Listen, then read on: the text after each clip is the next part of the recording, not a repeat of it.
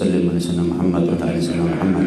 نوينا بافتتاح الجلسة مثل ما نواه أهلنا وأسلافنا وأجدادنا وباؤنا الصالحون أن ندخل نيتنا في نياتهم وأعمالنا في أعمالهم ومقاصدنا في مقاصدهم وأخلاقنا في أخلاقهم وعلومنا في علومهم، وأن نستحضر الرواح مزاكيه الطاهرة في هذا المجلس المبارك، خصوصا مصنف الكتاب الحبيب عبد الله بن حسين الطاهر صاحب الحوض والمقام، الحبيب عبد القادر بن أحمد بالفقي، والحبيب عبد الله بن عبد القادر بالفقي، والحبيب محمد بن صالح الحامد بن محمد بن علي مولى الدويلة، والحبيب صالح محمد بن علي مولى الدويلة، محمد بن علي الحداد، والحبيب عبد الرحمن بن محمد الحداد، والحبيب عبد الرحمن بن علي بن شيخ بكر بن سالم، والحبيب عبد الله بن حسن مولى خيل، والحبيب محمد بن عبد القادر الجفري، والحبيب محمد بن عبد القادر الحبشي، والحبيب حامد بن محمد بن سالم المصري، والحبيب محمد بن حسين باعبود، والحبيب محمد باعبود، والحبيب أحمد، والحبيب علوي الحسن أبناء الاسم بن أحمد عيدروس، والحبيب أحمد أنيس بن شهاب الدين، والحبيب علي بن سقاف سقاف، والحبيب جعفر بن شيخنا سقاف، والحبيب عبد القادر بن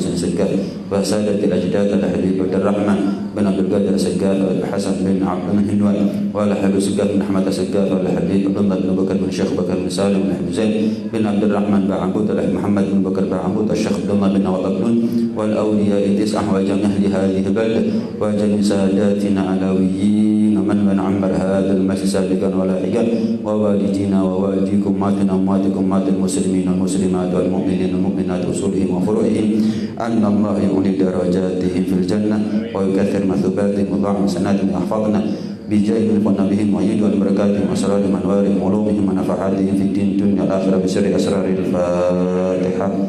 أعوذ بالله من الشيطان الرجيم. بسم الله الرحمن الرحيم.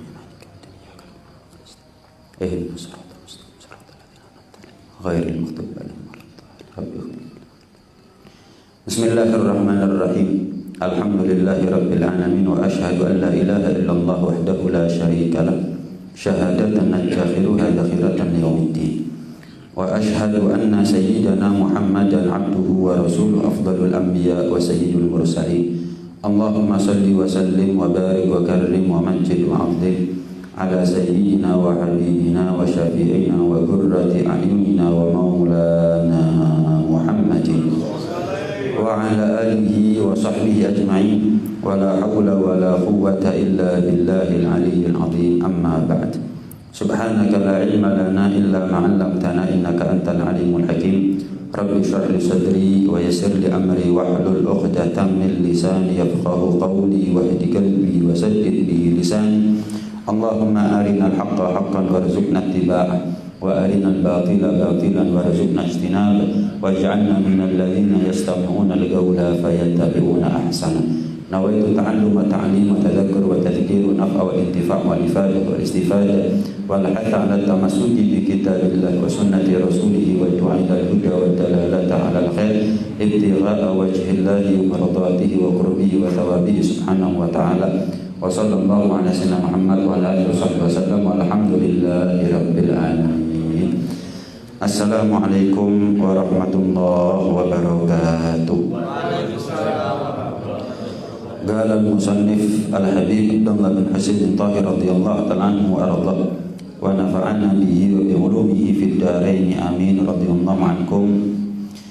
Terakhir sudah kita bahas, dikatakan yajibu ala kafatil mukallafin ad-dukhulu fi dinil Islam.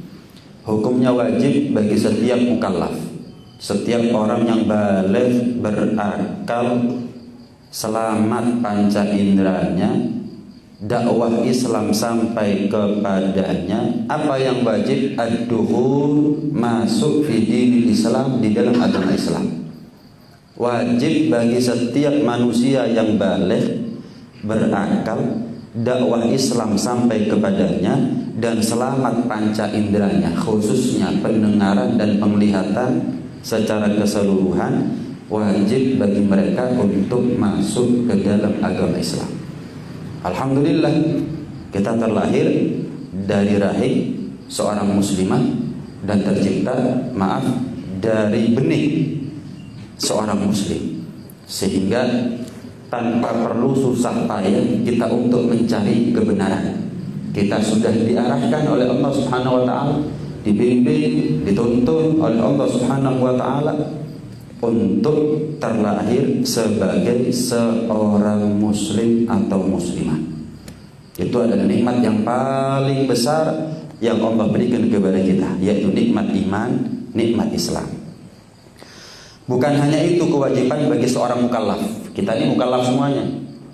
Kewajiban pertama apa? Masuk ke dalam agama Islam. Alhamdulillah kita muslimin muslimat. Apakah cukup masuk dalam agama Islam kemudian selesai? Nggak ada lagi kewajiban setelahnya. Ada kewajiban yang kedua, yaitu adalah wathubutu fihi 'alad dawam, dan menetap, mengokohkan, menguatkan di dalam agama Islam untuk selama-lamanya. Kalau kita sudah menjadi seorang muslim sekarang, maka pastikan enggak kita mati kecuali dalam keadaan muslim. Belum tentu orang yang terlahir sebagai muslim mati dalam keadaan muslim. Belum tentu orang yang lahir dalam keadaan kafir mati dalam keadaan kafir. Kalau kita mengaku, kalau kita sadar mengerti bahwa nikmat iman, nikmat Islam itu adalah nikmat yang paling mahal yang Allah berikan kepada kita, ya tentunya kita jaga. Ya tentunya diregani. Jangan sampai nikmat semahal nikmat iman dan Islam hilang. Kita kalau punya harta, ada maling, tapi maling hartanya kita bisa dikontrol, diawasi dengan CCTV. Dia bisa melihat kita, kita bisa melihat dia. Tapi malingnya iman, setan, CCTV nggak bisa nangkep. Dia bisa melihat kita, kita nggak bisa melihat dia. Wah, ini musuh yang nyata ya. Inna syaitana lakum aduun fattakhidhuhu aduwa. Allah mengabarkan kepada kita, setan itu malingnya iman. Setan, iblis itu adalah musuh yang nyata. Maka perlakukan setan sebagai musuh. Orang zaman sekarang mengaku dengan lisannya setan adalah musuh, tapi perilakunya, tindak tanduknya, tingkah lakunya justru akrab, gandengan kemana-mana sama setan. Setan itu cuman mengajak. Kalau ada yang nurut, maka yang salah bukan setan, yang salah yang nurut. Nanti ketika orang masuk neraka, waliyadzubillah min dzalik, orang kalau sudah masuk neraka itu setiap ketemu setan nuting-nuting. Gara-gara ini saya di sini, gara-gara ini sudah. Setiap penghuni neraka satu persatu, miliaran penghuni neraka, setiap mereka satu persatu nuting-nuting setan, nyalah-nyalah no setan. Gara-gara kamu, gara-gara kamu, gara-gara kamu, mantul setan. Kamu nyalahin saya kan cuma ngajak. Saya nggak bisa maksa kamu untuk ke kanan ke kiri, nggak bisa. Saya cuma merayu, membujuk, mengajak. Lah kok gelem, sing salah sopo? Setan nggak mau disalah notok. Lah aku pengen ngejak kok. Saya nggak nyetir kamu. Saya nggak punya kekuasaan untuk mengarahkan kamu dengan segenap upaya saya. Segenap usaha saya kepada kamu hanya sekedar bujukan, rayuan, ajakan. Nggak lebih daripada itu. Kok kamu nyalahkan saya? Setan nggak terima. Biasa. Lek podo sare cokot-cokotan biasa. Kalau sudah masuk penjara ini cokot-cokotan, masuk neraka cokot-cokotan. Penghuni neraka nyokot setan, setan dicokot gak gelem. Aku mek ngejak kok. Lah kok gelem kon?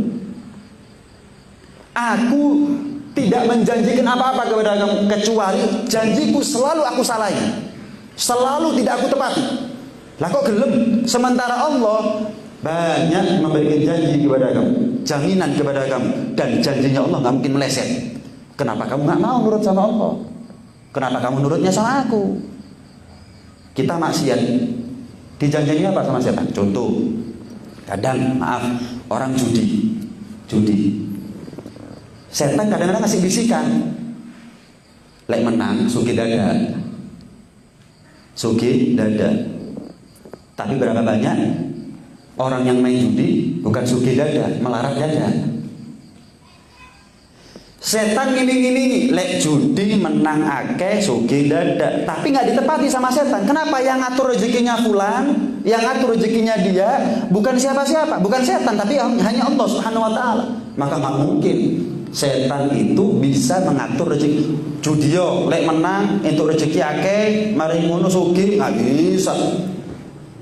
Janjinya setan hanya iming-iming.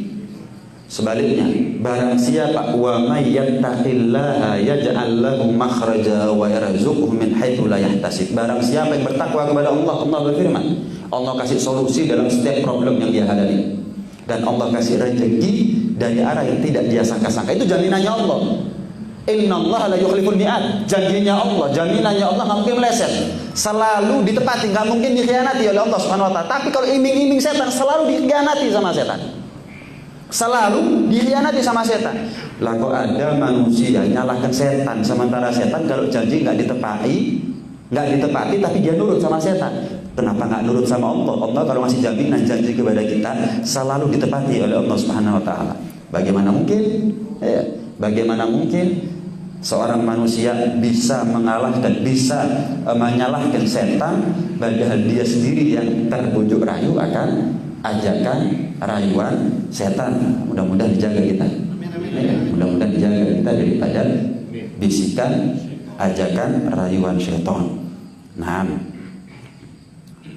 ya kalau ngalahkan setan gampang ya. Gimana tuh kok gampang gitu? Iya.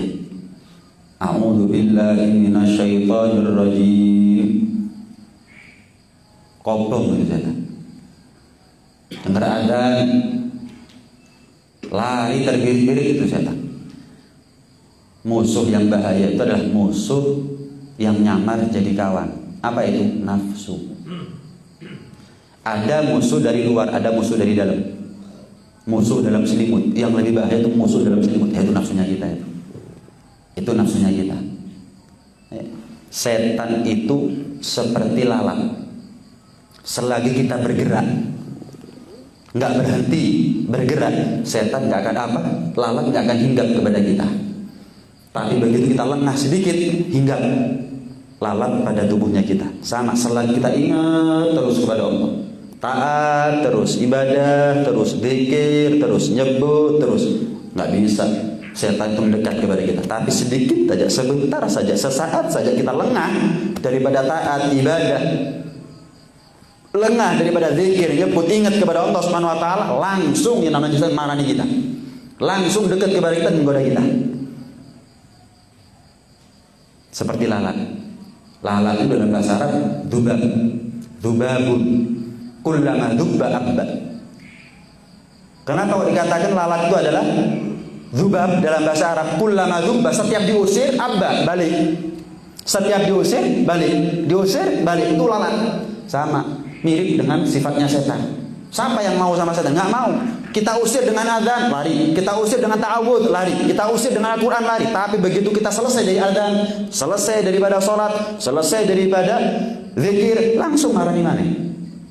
Karena setan nggak puas kecuali kalau kita menjadi bolonya nanti neraka. Enggak. Jadi setan pernah ngomong kepada Allah begini, ya Allah, demi kemuliaanmu ya Allah, demi keagunganmu ya Allah, saya sumpah, saya tidak akan pernah puas untuk menjerumuskan anak Adam untuk masuk neraka bersama saya ya Allah. Saya tidak akan pernah puas untuk menggoda anak cucu Adam untuk mereka menjadi teman saya masuk neraka. Apa jawabnya Allah? Bi'izzati wa jalali wa karam. Setan, iblis, demi kemuliaanku, keagunganku, asal kamu tahu, aku pun juga tidak akan pernah puas memberikan ampunan kepada anak cucu Adam selagi mereka kembali kepada aku. Jadi aneh kalau ada manusia putus asa karena banyaknya dosa yang dia punya, sementara Allah nggak pernah putus asa untuk memberikan ampunan kepada dirinya. Allah nggak pernah nyerah memberikan ampunan kepada dirinya. Berapa banyak orang yang merasa nyerah karena banyaknya dosa yang dia punya, putus asa untuk kembali pulang menghadap kepada Allah Subhanahu wa taala, merasa malu untuk masjid, masuk masjid merasa malu untuk sholat berjamaah, merasa nggak pantas untuk berdoa, merasa nggak pantas kegedean dosa untuk tobat. Sementara Allah, mereka putus asa dari Allah, padahal Allah nggak pernah nyerah untuk memberikan ampunan. Pokok balik tak kei, pokok balik tak sepuro, saya ampuni. Nah, karena itu kalau kita sudah menjadi seorang muslim, tugas kita yang kedua adalah merawat keislaman kita. Dengan apa? biltizami waltizamu ma lazima alaihi minal ahkam, dengan selalu melazimi apa-apa yang wajib untuk dia lakukan daripada hukum-hukum. Sholat wajib lakonono, puasa, zakat, haji wajib ya dilakukan. Kenapa? Dalam rangka merawat keislaman kita, agar tidak kita mati kecuali bawa Islam. Nggak tambah umur tambah tua kecuali tambah kuat, tambah kokoh Islamnya kita. Sholat, puasa, zakat, haji, dan ibadah-ibadah yang lain itu menguatkan Islamnya kita. Kan begini, Allah perintahkan kepada kita, wala tamutunna illa wa antum muslim. Jangan sekali-kali kalian mati kecuali sebagai muslim. Permasalahannya kita nggak bisa memastikan saya ini mati dalam keadaan muslim atau tidak. Kan begitu? Loh, apakah Allah perintah kepada kita suatu perintah yang kita nggak punya kuasa? Saya mau tanya, siapa di antara kita yang bisa jamin kita mati dalam keadaan muslim? Nggak ada kan? Tapi Allah perintah, jangan kamu mati kecuali dalam keadaan muslim.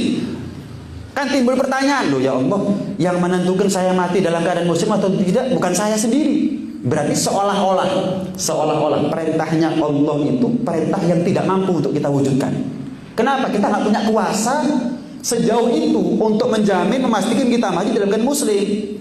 Nah, disinilah yang dimaksud wala tamutunna illa wa antum muslimun. Tujuannya adalah jangan kamu mendekati mati kecuali setiap kamu mendekati mati selalu tambah kuat, tambah kokoh iman dan Islamnya kamu. Adapun matinya dalam keadaan muslim atau enggak, itu bukan urusanmu, urusanku. Itu bukan kapasitasmu, bukan ranahmu, bukan wewenangmu, tapi itu kapasitasku Allah, ranahku Allah, wewenangku Allah. Tugasnya kita hidup di atas dunia cuma satu, memperbesar potensi selamat masuk surga, meminimalisir resiko masuk neraka. Tugasnya kita hanya usaha, upaya, ikhtiar untuk memperbesar potensi mati bawa Islam, bawa iman, meminimalisir resiko mati dalam keadaan tidak iman, tidak Islam. Adapun ketok palunya urusannya Allah. Cuman umumnya orang itu kalau sudah berusaha hasil, orang itu kalau nyerah nggak hasil. Jadi umumnya kalau kita nggak tambah umur, nggak tambah tua, kecuali yang dia fokuskan adalah gimana caranya iman saya kuat, Islam saya kuat. Insya Allah matinya husnul khotimah, mati bawa iman dan Islam. Modal utama kita masuk surga itu adalah iman dan Islam. Muslim, mukmin, nggak sholat, nggak puasa, nggak zakat, nggak haji, tapi Islam dia, mukmin dia, cepat atau lambat dia akan masuk dalam surga. Walaupun harus nyemplung neraka dulu. Neraka itu kan, surga itu ibarat lemari. Nggak masuk ke dalam lemari kecuali pakaian yang bersih, pakaian yang suci, pakaian yang wangi, pakaian yang rapi. Lah kalau ada pakaian kotor, pakaian najis, pakaian bau, pakaian rungsep, masa masuk lemari? Enggak. Diapakan dulu? Cuci.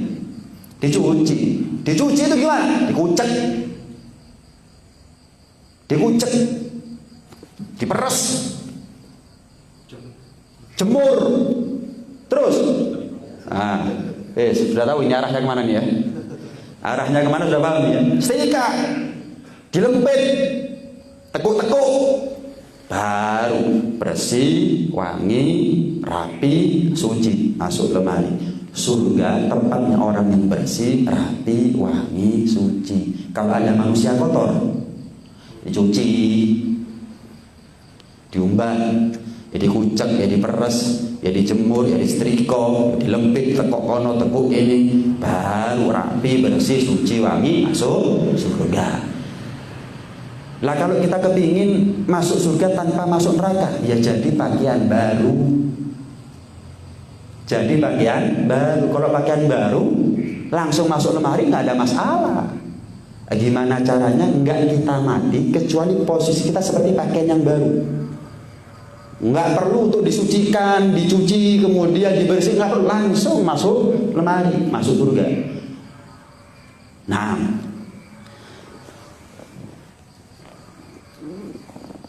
Al-Imam Al-Haddad dalam kitabnya Nasaih, beliau mengatakan begini, walaisa yaqdirul insan ala ayyumita nafsahu ala Islam. Manusia ini diperintah oleh Allah untuk mati bawa Islam. Sementara kita manusia nggak akan mampu untuk memastikan, menjamin kita mati bawa Islam. Itu bukan kapasitasnya kita, bukan ranahnya kita. Walakin qad ja'alallahu lahu sabila ila dzalik. Tapi Allah sediakan jalan untuk kita mati bawa Islam. Barang siapa yang menempuh jalan yang disediakan oleh Allah agar kita mati dalam keadaan bawa iman, bawa Islam, maka dia telah menempuh apa yang sudah diwajibkan. Dia sudah melakukan dan melaksanakan, menjalani apa yang diwajibkan oleh Allah Subhanahu wa taala. Enggak mati kecuali bawa iman dan Islam. Jelas nih ya? Ada tujuan. Apa tujuannya? Mati iman, mati Islam. Waduh, saya kan nggak mungkin menentukan, memastikan, menjamin saya sampai tujuan. Itu kan urusannya Allah, bukan urusannya saya. Nah, Allah sediakan jalannya. Tugasnya kita adalah menempuh jalannya, ngelakoni apa yang diperintahkan oleh Allah, menjauhi apa yang dilarang oleh Allah Subhanahu wa taala. Yang kesimpulannya adalah takwa. Wa tazawwadu fa inna khairaz zadil taqwa. Berbekal dirilah, sebaik-baik bekalnya kita adalah ketakwaan.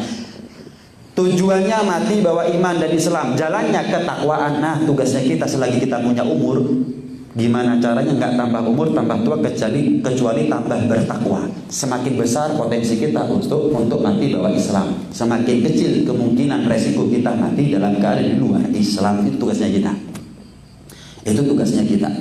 Nah, jangankan kita yang bukan nabi, para nabi itu, mereka tuh khawatir, mereka tuh takut. Saya mau tanya, Iblis tahu dia terlaknat bakal menjadi bahan bakarnya neraka kapan? Sebelum dia ingkar terhadap perintahnya Allah atau setelah dia ingkar terhadap perintahnya Allah? Apakah sebelum Iblis menolak sujud sama Nabi Adam, Iblis sudah tahu kalau dia ini bakal terlaknat? Nggak tahu. Siapa sih ngeru? Nggak tahu. Kalau tahu mungkin nggak dilakukan sama Iblis. Dia taunya akan takdirnya Allah yang menjadi suratan takdirnya Iblis. Taunya, oh ternyata saya ini adalah calon penghuni neraka selama-lamanya. Oh ternyata saya ini terlaknat sampai kiamat. Anak cucu saya, keturunan saya, Iblis semua terlaknat. Taunya setelah maksiat kepada Allah Subhanahu wa taala. Dari sini semua orang-orang soleh termasuk para nabi khawatir nasibnya seperti Iblis. Lawang Iblis bukan maksiat mulai tercipta, 80.000 tahun ibadah sama Allah, kumpul sama malaikat ada di surga, malah pernah ngajar malaikat, mulan malaikat itu Iblis. Sekali sombong dia, sekali hasut dia sama kemuliaannya Nabi Adam alaihissalam, langsung jatuh nilainya. Dia nggak tahu jatuh ini nggak mungkin dia kejar untuk naik lagi. Selama-lamanya dia terlaknat sampai kiamat, selama-lamanya dia masuk ke dalam neraka. Nggak tahu. Sama para nabi, apalagi kita, para nabi itu takut. Jangan-jangan sekalinya saya berbuat salah sama Allah, wis tamat riwayatnya, titik, masuk neraka, nggak mungkin selamat. Itu para nabi. Nabi Yusuf alaihissalam, cobaannya kan berat. Cobaan dari keluarganya, saudaranya, cobaan dari Zulaikha, di penjara sekian tahun dan seterusnya. Itu berhasil lolos tuh Nabi Yusuf itu. Dikasih ujian lolos, kasih ujian berhasil. Tetap mintanya wa tawaffani musliman wa alhiqni bis-sholihin. Ya Allah, matikan aku dalam keadaan Islam ya Allah, dan ikut sertakan derajatku dengan derajatnya orang-orang soleh. Nabi Yusuf nggak tahu kalau Yusuf tahu jajar. Insya Allah nggak ada ya. Ada. Kalau ada, saya pamit duluan, mumpung turun di walang sandal. Nabi Yusuf dikasih ujian berhasil, tapi tetap ya Allah matikan aku dalam keadaan Islam. Itu kan berarti takut mati di luar Islam. Minta ya Allah matikan aku dalam keadaan Islam. Subhanallah. Kita ini dikasih ujian gagal terus, selalu merasa sok saya aman, Mati dalam keadaan Islam, oh jelas. Lah kalau bukan saya yang mati dalam keadaan Islam, orang yang bagaimana yang mati dalam keadaan Islam? Ya memang kita sholat mungkin berjamaah 5 waktu di masjid. Ya mungkin kita ini kapan Ramadan, puasa, kapan Lebaran, zakat. Mungkin kita sudah ada yang haji, umroh, bahkan lebih dari sekali. Tapi kita maksiatnya gimana? Sholatnya berapa menit, maksiatnya berapa jam? Puasanya sebulan, tamaknya, rakusnya, serakahnya berapa bulan? Hajinya, umrohnya, ikhlas. Zakat, saking wajib. Sedekah berapa kali? Berapa ribu? Berapa juta? Zakat saking wajib. Coba gak wajib mungkin gak zakat orang zaman sekarang.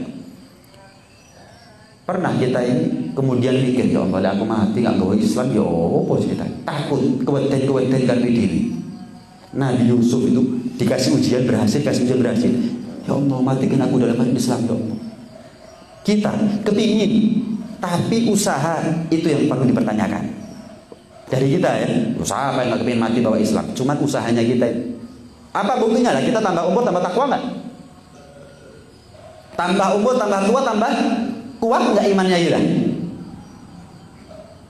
Menjauh nggak daripada apa yang dilarang oleh Allah Subhanahu Wa Taala? Itu gambaran. Itu gambaran. Nah, contoh lain penyihirnya Fir'aun. Penyihirnya Fir'aun. Ketika mereka kalah dengan mukjizatnya Nabi Musa, maka penyihir Fir'aun itu iman kepada Nabi Musa. Akhirnya marah Nabi Musa, marah Fir'aun. Kurang ajar kalian ini, membelot, membangkang. Tadinya bantu aku, kalah sama mukjizatnya Musa, langsung tahu-tahu iman sama Musa. Saya siksa kalian. Orang yang saya percaya justru mengkhianati saya, katanya Fir'aun. Saya siksa kalian. Apa jawabnya mereka? Rabbana afrigh alaina sabra wa tawaffana muslimin. Ya Allah, tumpahkan kepada kami kesabaran, ketabahan. Apa yang kami hadapi ke depan lebih berat, ya Allah. Kenapa kami menghadapi Fir'aun? Rabbana afrigh alaina sabra. Tumpahkan kepada kami yang namanya kesabaran, ya Allah. Wa tawaffana muslimin. Matikan kami dalam keadaan Islam, ya Allah. Matikan kami dalam keadaan Islam. Subhanallah. Nabi Ibrahim, Nabi Yakub, kalau ngasih nasihat anaknya gimana? Kalau ngasih nasihat anaknya, mereka mengatakan wa wassa biha Ibrahim banihi wa Yakub. Nabi Ibrahim, Nabi Yakub kalau ngasih nasihat wasiat kepada putra-putra mereka, ya baniya innallaha astafa lakumud dina fala tamutunna illa wa antum muslimun. Putra-putraku, kata Nabi Ibrahim, Nabi Yakub alaihi wassalam. Putra-putraku, Allah telah memilih kepada kalian untuk kalian satu agama, nggak ada lain. Apa itu? Jangan kalian mati kecuali dalam keadaan Islam. Pertanyaannya kita pernah ngasih nasihat wasiat kepada anak kita, jangan sampai mati dalam keadaan murtad, hati-hati jaga iman. Enggak, orang zaman sekarang sing pintar lek sekolah, sing ranking, lek iso beasiswa, jadi bapak nonton duwe akeh. Ya nggak apa-apa, tapi ada yang lebih penting untuk kita titip-titip sama mereka. Apa itu? Innallaha astafa lakumud dina fala tamutunna illa wa antum muslimun. Orang zaman sekarang menging anak urusannya dunia semuanya sih. Jarang kita menging anak urusan akhiratnya. Sholatnya gimana? Sehari 5 kali. Pertanyaannya berapa kali kita sebagai orang tua tanya kepada anak kita, sholatnya berapa? Sudah sholat tadi subuh, sudah sholat tadi duhur asar di luar, tanya duhurnya di mana, asarnya di mana. Kita kalau dalam urusan sekolahnya dia, akademisnya dia, wah teliti, titik. Tapi dalam urusan akhiratnya dia kadang-kadang orang sekarang sembrono, ceroboh, nggak ditanya anaknya ini sholat atau enggak. Kalaupun ditanya formalitas, sholat, sudah, wis. Ya, anaknya kan bisa bohong. Kalau anak bolos, kadang-kadang orang tua karena takut anaknya bolos sekolah, bolos kuliah, wah dikuntit di belakang. Temenan sekolah kok gak iya? Beneran sekolah nggak naik? Takut bolos, bayar-bayar, larang-larang bolos. Dikuntit dari belakang, sampai sakmono nih. Orang tua zaman sekarang, anaknya duhur nggak di rumah, asar nggak di rumah. Pernah nggak ditelepon? Di mana? Di sini pak. Oh ya wes, nggak tahu-tahu bapaknya langsung ke tempat di mana sudah ada anak, ngecek temenan. Dicek mulai dari dia ada di tempat tersebut sampai datang waktu asar, sholat nggak dia? Pernah nggak kita sejauh itu bertindak untuk jangan sampai kecolongan anak kita nggak sholat? Sebagaimana kita bertindak jauh, jangan sampai kecolongan anak kita bolos sekolah, bolos kuliah. Ini gambaran orang tua zaman sekarang kepingin anaknya soleh-solehat, tapi yang dikedepankan orang tuanya adalah urusan dunianya. Bagaimana mungkin anak yang dikasih motivasi urusan dunia, kemudian anak itu menjadi anak yang soleh nggak bisa. Anak nilai matematikanya elek, ngamuk orang tuanya, anaknya nggak bisa ngaji, nggak ngamuk kadang-kadang. Padahal anak itu jadi anak yang soleh bukan karena ilmu matematikanya, bukan karena ilmu fisika, kimianya, ilmu ekonominya, bukan. Boleh, tapi itu bukan prioritas, bukan nomor satu. Nah, bahkan Rasulullah Sallallahu Alaihi Wasallam, Rasulullah Sallallahu Alaihi Wasallam pernah berdoa begini, ya muqallibal qulub, tsabbit qalbi ala dinik. Ya Allah, Rasulullah pasti masuk surga, tapi tetap wahai Zat yang maha membolak-balikkan keadaan hati manusia, kokohkan, kuatkan hatiku atas agamamu. Rasulullah ini, ya Allah yang maha membolak-balikkan keadaan hati manusia, kuatkan, kokohkan hatiku di atas agamamu ya Allah. Sahabat heran saat itu, ya Rasulullah, atakhafu anta ya Rasulullah, ya Rasulullah, Anda doa seperti itu apa karena Anda takut? Apalagi kalau bukan karena takut, saya doa minta mati dalam keadaan kokoh, kuat hati saya dalam agama Islam, karena saya takut mati nggak bawa Islam. Ya Rasulullah, loh Anda kan Rasulullah. Dikatakan apa? Wa ma yu'minuni wal qalb baina usbu'ain min asabi'ir rahman yuqallibu kaifa yasha. Bagaimana mungkin aku merasa terjamin, merasa aman, sementara hatiku adalah hanya seonggok daging yang dibolak-balik oleh Allah Subhanahu wa taala, terserah Allah. Sekarang saya mulia, sekarang jatuh, Allah bisa. Sekarang saya mulia, sekarang juga saya hina, bisa Allah lakukan itu. Bagaimana mungkin keadaan saya tidak menentu seperti itu bisa membuat saya merasa terjamin, aman. Sayyidina Umar bin Khattab radhiyallahu ta'ala anhu. Sayyidina Umar itu kan dijamin masuk surga. Salah satu di antara 10 sahabat yang pasti masuk surga. Setiap hari nangis sampai pipinya itu bekas daripada tangisannya beliau. Subhanallah. Sampai satu di antara sahabat heran, Umar, kamu ini kan sudah dijamin sama Rasulullah pasti masuk surga, kok banyak nangis ini, kenapa? Apa sebabnya? Kan sudah dijamin pasti masukkan. Rasulullah kalau jamin itu jaminannya Allah.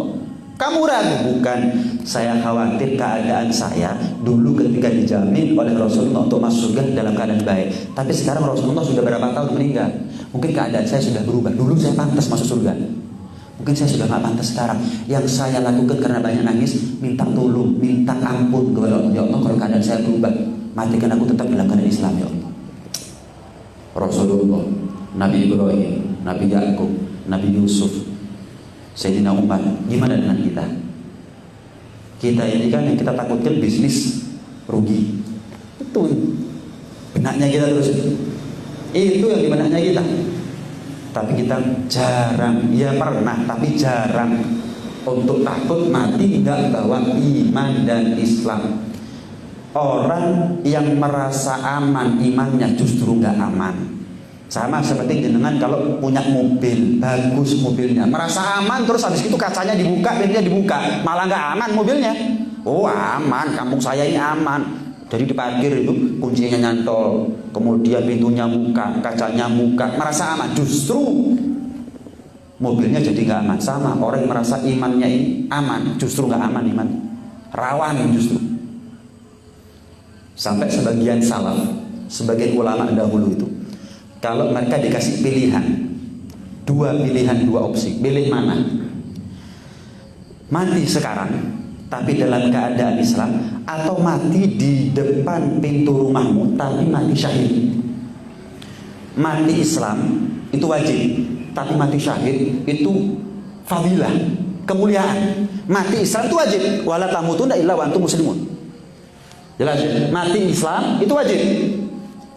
Bahasanya standar yang harus kita gapai, standar yang harus kita cari. mati Islam, tapi mati syahid, wah ini kemuliaan lebih. Tapi masih di pintu depan rumahmu. Atau kamu milih mati sekarang, tapi mati dalam keadaan Islam. Lebih baik aku milih mati sekarang, asal dalam keadaan Islam. Khawatirnya ketika aku ingin mati syahid, antara tempat dudukku sekarang dengan pintu rumah ada keadaan yang berubah, akhirnya aku mati bukan syahid, bahkan mati tidak dalam keadaan Islam. Siapa yang menjamin? Lihat sampai takutnya segitunya.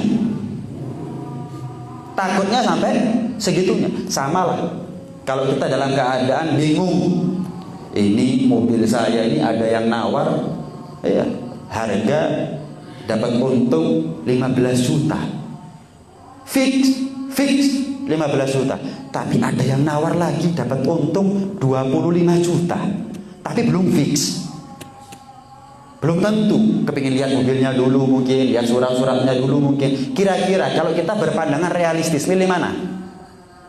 15 apa 25? 15 fix, jadi sudah deal, sudah dilihat, surat-suratnya sudah dilihat, wes fix. Cuman datang telepon katanya jual mobil, iya, berapa harganya sekian, untung 25, tapi belum fix. Oh iya, saya lihat suratnya dulu, saya lihat mobilnya dulu ya. Waduh, bingung nggak kita? Bingung. Tapi yang pandangan realistis yang mana? 15 apa 25? 15. Kenapa fix? Milih selawi, yang 15 dibatal loh, yang lihat 25 ternyata nggak cocok, kayak itu belas. Sama, saya mati sekarang bawa iman, mati di depan syahid. Yo, kalau saya antara sekarang sampai ke pintu depan masih dalam keadaan Islam, jangan-jangan saya ingin bermati syahid, berubah keadaan saya, berubah hati saya, jangan karena mati syahid, mati iman pun enggak. Kak luru karo nih, gak wis realistis saja, saya mati sekarang asal bawa iman. Sampai sebagian salaf juga, sebagian ulama itu pernah titip pesan sama saudaranya, sudah nazak, ulama tersebut sudah nazak, sudah sakaratul maut, titip pesan, nggak ada yang saya harapkan wahai saudaraku kecuali aku mati dalam keadaan Islam. Aku kepingin kalau aku mati dalam keadaan Islam, aku syukuran. Lu gimana caranya lah, kamu sudah mati kok syukuran? Gini, kamu lihat ya, tanda-tandanya orang itu husnul khotimah begini. Ulama ngerti tanda-tanda zahir orang itu matinya husnul khotimah, misal ucap syahadat, misalkan, kemudian keningnya berkeringat dan seterusnya. Kalau tampak zahir aku mati husnul khotimah, maka aku hibahkan, aku sedekahkan hartaku berupa manisan, makanan-makanan atau minuman yang disukai sama anak-anak kecil. Kalau aku mati dalam keadaan bahwa iman dan Islam menurut pandangan kamu sesuai dengan tanda-tandanya, itu makanan, minuman, manisan sedekahkan kepada anak-anak kecil. Kenapa kok anak-anak kecil? Karena memang ada riwayat di surga itu ada namanya pintu faroh, babul faroh, pintu kebahagiaan. La yadkhuluha illa man farraha sidyan. Tidak ada orang yang berhak masuk surga melalui pintu faroh, pintu kebahagiaan, kecuali orang yang di masa hidupnya sering membahagiakan anak-anak, ngasih permen kayak, ngasih mainan kayak, atau apa. Termasuk orang tua kepada anak, nggak harus anaknya orang lain, apalagi anaknya sendiri. Seneng lihat anak kecil dikasih, seneng no, duit 2.000, 5.000, 10.000, tapi seneng. Ini orang akan masuk surga dengan pintu khusus. Apa itu? Pintu faroh, pintu kebahagiaan. Aku kalau mati, tampak tanda-tanda aku mati dalam keadaan husnul khotimah, saya mau syukuran. Gimana caranya? Itu manisan, makanan, minuman sudah saya simpan, kasihkan kepada fuqara, kasihkan kepada anak-anak kecil. Tapi kalau saya mati dalam keadaan tidak tampak secara zahir tanda-tanda mati dalam keadaan Islam, bilang, umumkan sama orang-orang, bilang mereka ya, doakan saya bagi siapa yang mau, sholati jenazahnya saya bagi siapa yang mau. Mungkin saat itu saya butuh doanya mereka, saya butuh sholatnya mereka, doakan. Akhirnya nggak mati kecuali tanda-tanda zahirnya adalah mati husnul khotimah. Akhirnya dilaksanakan apa yang menjadi amanatnya atau wasiatnya saat itu. Lihat, sampai segitunya orang itu berpikir bagaimana caranya dia kepingin, saking kepinginnya mati husnul khotimah, mati bawa iman dan Islam. Nah, ada satu akar, ada satu riwayat, barang siapa yang sholat ba'diyah maghrib, rakaat pertama setelah Fatihah baca surat Al-Kafirun, rakaat kedua setelah Fatihah baca surat Al-Ikhlas, Setelah salam dia baca doa, ya muqallibal qulub tsabbit qalbi ala dinik, sebanyak 3 kali. Maka itu salah satu usaha, upaya ikhtiar kita untuk mengokohkan iman, menguatkan iman. Ini resep gimana caranya nggak tambah umur tambah tua kecuali iman kita tambah kuat. Gimana caranya? Sholat ba'da maghrib 2 rakaat, setelah Fatihah rakaat pertama baca Al-Kafirun, setelah Fatihah rakaat kedua baca surat Ikhlas, setelah salam langsung baca Bismillahirrahmanirrahim, Alhamdulillahirabbil alamin, Allahumma shalli wa sallim ala sayyidina Muhammad wa ala sayyidina Muhammad, ya muqallibal qulub tsabbit qalbi ala dinik sebanyak 3 kali, wa sallallahu ala sayyidina Muhammad wa ala alihi wasallam, alhamdulillah. Fatihah. Itu menguatkan iman. Itu bisa kita amalkan. Ya, bisa. Kita ini kadang-kadang bingung, tapi nggak pernah pasrah sama Allah, nggak pernah minta sama Allah. Merasa ada tujuan yang ingin kita capai, tapi kita nggak pernah meminta tolong kepada Zat yang kalau diminta tolong malah senang, yang kalau diminta tolong selalu menyampaikan hajatnya orang. Beda sama manusia. Manusia itu kalau kita minta tolong sama dia sekali 2 kali nggak ada masalah. Tapi kalau berkali-kali sumpah, justru Allah enggak. Malam yas'alillaha yaghdab alaih. Allah itu enggak senang, marah kepada orang yang enggak pernah minta sama Allah. Kita ini selalu kalau menghadapi problem, yang kita cari, yang kita sasar bukan Allah. Merasa macet rezeki, sapa sing iso ngutangi aku. Kan seharusnya duha, waqiah, tahajud, dibanterno. Ini enggak, selalu manusia. Sadar nggak kita ini? Kalau kita ini kalau menghadapi satu masalah, jarang berdoa, jarang riyadhah, jarang tirakat. Nambahi amal tujuannya agar Allah berikan jalan keluar buat kita semuanya. Nah, kemudian ya, Nabi Yusuf alaihissalam itu, Nabi Yusuf alaihissalam itu kan putranya Nabi Yakub alaihissalam. Nabi Yakub itu setelah terpisah selama 40 tahun daripada Nabi Yusuf, Nabi Yakub ketemu sama malaikat maut. Tanya, malaikat maut, ini 40 tahun sudah aku gak ketemu sama Yusuf putra. Aku mau tanya, sudah mati atau masih hidup? Masih hidup. Dan Allah janji bahwa tidak akan mati kamu wahai Yakub, dan tidak akan mati putramu yaitu Yusuf, kecuali kamu sama Yakub dalam keadaan sudah ketemu. Setelah pisah bakal ketemu kok. Bakal ketemu, tenang aja. Akhirnya setelah sekian tahun ketemu Nabi Yakub dengan Nabi Yusuf, diceritani. Tahu nggak Yusuf putraku, dulu setelah 40 tahun kita terpisah, aku penasaran. Aku banyak nangis sampai buta mataku, sampai hilang penglihatanku. Aku penasaran ketemu sama malaikat maut. Malaikat, Yusuf putraku masih hidup atau sudah meninggal? Masih. Loh kan? Lah kalau memang Anda tahu dari malaikat bahwa saya masih hidup, kenapa Anda terus nangis sampai buta? Sebelum aku tanya sama malaikat, apakah kamu masih hidup atau sudah meninggal, aku nangis karena aku khawatir gak ketemu kamu sampai mati. Tapi setelah aku tahu dari malaikat bahwa kamu masih hidup, aku tetap nangis. Kenapa? Aku khawatir ketemu kamu dalam keadaan kafir. Aku khawatir ketemu kamu, tapi kamu sudah nggak ikut dengan ajaranku lagi. Aku khawatir sudah berubah agamanya kamu. Lihat Nabi Yakub takut Nabi Yusuf berubah agamanya. Orang tua zaman sekarang,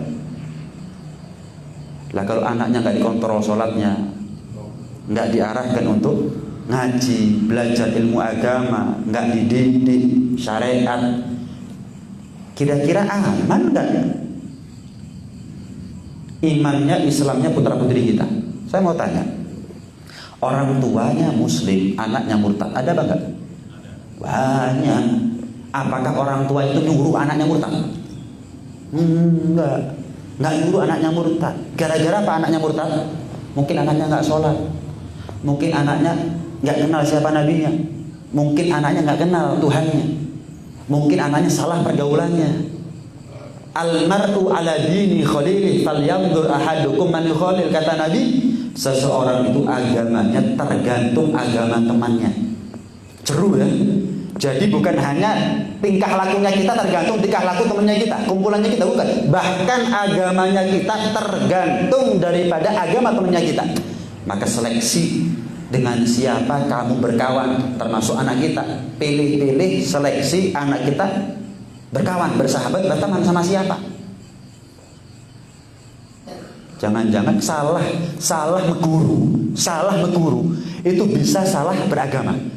Tapi ketahuilah, salah berkawan itu juga sama parahnya dengan salah mengguru. Salah berkawan, salah berteman, salah bersahabat, bisa salah beragama juga.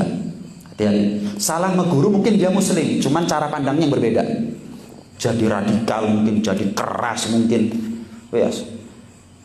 Ngafir-ngafirkan misalnya. Salah mengguru. Salah berkawan bukan hanya masih muslim, bahkan sudah laku jangan-jangan muslimnya. Saya kasih gambaran. Anaknya kita kumpul sama ahli Quran 40 hari, belum tentu anak kita ketularan ahli Quran. Tapi anaknya kita kumpul 4 hari saja sama tukang misu, anaknya kita fasih tukang misu. Anak kita ini susah. Cukup kita sebagai cerminan, kita ini susah untuk ketularan baik. Sama anaknya kita juga begitu, diajak baik, ketularan hal yang baik, hal yang positif itu susah. Hal yang positif susah.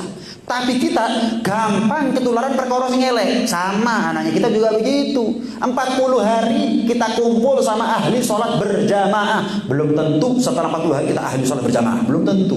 40 hari ibadah. Tapi kalau kita kumpul 4 hari saja sama orang ngenteng no sholat, hati-hati. Bisa-bisa kita merasa enteng gak sholat. Sebagaimana teman kita enteng gak sholat, enak tok. Ya kita akhirnya menganggap kecil. Karena sebagian ulama mengatakan memandang kemaksiatannya orang fasik itu bisa berakibat negatif. Apa itu? Nganggap enteng kemaksiatannya mereka. Kalau kita terbiasa melihat kejahatan, kemaksiatan, kesalahan, pelanggaran, dosa-dosa daripada orang-orang yang di sekitar kita, efek pertama yang kita rasakan tanpa kita sadari sekalipun adalah kita akan menganggap dosa itu menjadi dosa yang biasa. Kabeh kok ngono, saking geleke delok. Lihat orang seperti ini, orang seperti itu, kabeh kok ngene, berarti gak apa-apa. Itu efek negatif yang pertama. Efek negatif yang lebih parah daripada itu ngelakoni akhirnya. Meniru akhirnya. Anak kita juga sama. Salah berkawan. Anil mar'i la tas'al wasal an gharinihi fa innal mugharib bil mugharab, yang tadi tentang seseorang jangan tanya langsung bagaimana kamu, akhlaknya kamu, agamanya kamu, enggak usah. Cukup lihat dengan siapa dia berkawan. Dengan siapa dia berkawan. Kalau dia berkawan dengan orang baik, secara umum dia orang baik. Kalau dia berkawan dengan orang yang jahat, secara umum dia orang jahat. Berkawan sama orang jahat, meskipun dia baik, tetap dianggap elek. Yang salah siapa? Ya salah nawai dewi. Kalau nggak mau dicurigai, ya jangan kumpul sama orang yang bisa mendatangkan kecurigaan daripada seseorang. Kan begitu. Lah gak kepingin ojo suudon, tapi kumpul sama orang yang gak baik. Iya, akhirnya orang suudon, orang curiga. Hati-hati kalau jomblo susah rabi nih. Ya, jomblo guru rabi, kumpulannya elek. Waduh, kumpulannya norak, korak-korak, ngono-ngono, preman-preman. Gak sholat, mabukan, cocok podo. Wah, soro rabi ini. Berat rabi. Hati-hati karena itu. Nih, mau nggak mau. Berkawanlah kita dengan sekumpulan manusia yang kalau kita mau maksiat kita malu, yang kalau kita mau taat kita gampang. Kumpul sama orang yang kalau kita mau maksiat isi-isi diri. Kenapa? Lah mereka taat, saya mau maksiat sendirian, isenan, isin aku. Semuanya sholat kok saya mau nggak sholat? Ya wes sholat wes. Berkawanlah kita dengan sekumpulan manusia yang kalau kita mau taat gampang. Kenapa? Semuanya taat soal. Justru kalau kita nggak taat malah isin-isin gara bedin. Jangan berkumpul sama orang yang justru kalau kita mau taat malah isi. Yang nggak ada yang sholat. Tahu-tahu kita pamit. Sik yo nang ndi? Mau sholat sebetulnya? Sik nang jeding. Loh, mau ngomong sholat itu sungkan ya. Jangan kumpul sama orang seperti itu sudah. Loh kata kita taat kok isin nih. Kalau mau maksiat nggak mikir. Kenapa? Kabeh tukang maksiat soalnya. Enak aja maksiat. Kenapa? Salah berkawan, salah bersahabat, salah berteman. Saya ulangi, berkawan, bersahabat, bertemanlah dengan orang yang kalau kita mau taat gampang. Kalau kita maksiat, mikir, isi-isi diri. Jangan berkawan, bersahabat, berteman dengan sekumpulan manusia yang kalau kita mau taat, isi yang kalau kita mau maksiat, enak. Kenapa? Didukung sama mereka, perlu dibayari. Saking senangnya kita maksiat teman-temannya kita. Saking senengnya kita maksiat. Alhamdulillah saya ini nggak pernah masuk diskotik sama sekali. Tapi kalau diajak teman bolak-balik. Dulu waktu kuliah, jalur kan nggak mungkin masuk diskotik dibayari STN, nggak mungkin ya. Dibayari kopi itu nggak mungkin. Kalau alasan saya bukan karena ya haram tahu. Cuman yang paling membuat saya takut tuh satu orang tua. Yang kedua saya nggak senang tempat peteng terus lampu disco, pusing. Kadang-kadang saya duduk di majelis di panggung lampunya kelap-kelip malah pusing kok. Padahal terang gitu, apalagi di diskotik. Takut sama orang tua. Anak itu diajak takut langsung sama Allah, diajak takut langsung sama neraka, diajak takut langsung sama malaikat. Wah, berat.